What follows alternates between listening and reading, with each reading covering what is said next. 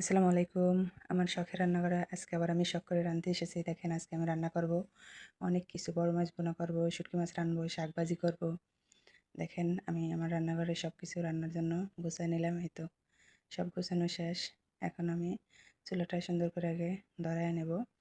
আমি এক পাশে ভাত উঠায় দেব, দিয়ে আমি অন্য পাশে বড় মাছ ভুনা করব। আজকে আমার রান্নাঘরে অনেক একটা বড় মাছ ভুনা করব। সবাই দেখবেন।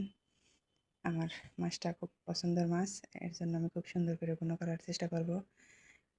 আমি সব ধরনের মশলা দিয়ে মাছটা আমি এখন কষায়া করব, রান্না করব। কিন্তু আদা রসুন বাটা দেওয়ার কথা দেখেন ভুলে গেছিলাম, সমস্যা নাই, আমি পরে দিয়ে নিছি।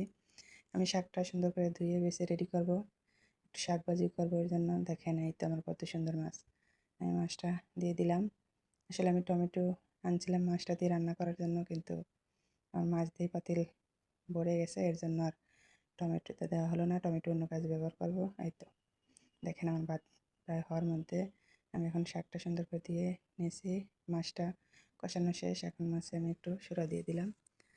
এদিকে আমি অন্য চুলায় কাঁচামরিচ পেঁয়াজ আর শুটকি এভাবেই রান্না করি। কাঁচামরিচ পেঁয়াজের সাথে আমি তেলে শুটকিটা অনেক সুন্দর করে ভেজে নেই, তারপরে একটু মশলা দিয়ে কষায়া তারপরে আমি শুটকি রান্না দিই। আজকে আমি শুটকি রান্না করবো মূলা দিয়ে।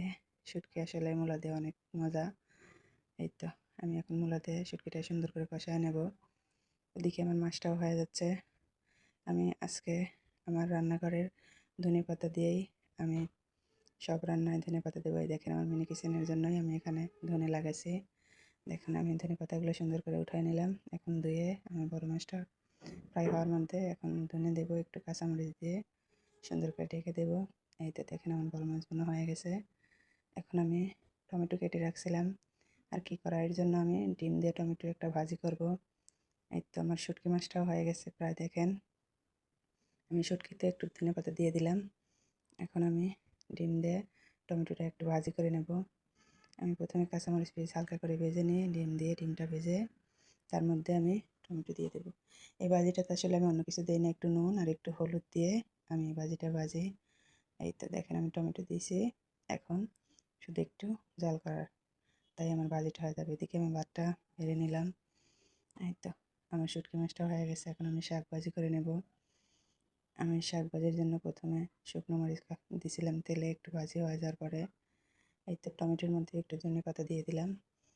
এখন আমি শাকটা ভেজে নেব। আসলে আমি কুমড়োর শাক ভাজি করব, এর জন্য কাঁচাই সোমবার দিয়ে দিয়েছি। একটু নুন দিয়ে আমি সুন্দর করে ঢেকে শাকটা ভাজি করলাম। এদিকে আমি মাছটা সুন্দর করে বাটিতে বেড়ে নিলাম। এই দেখেন আমার টমেটো ভাজাও হয়ে গেছে, আমার শাক ভাজি। আজকে রান্না কীরকম হয়েছে সবাই কমেন্টে বলে যাবেন।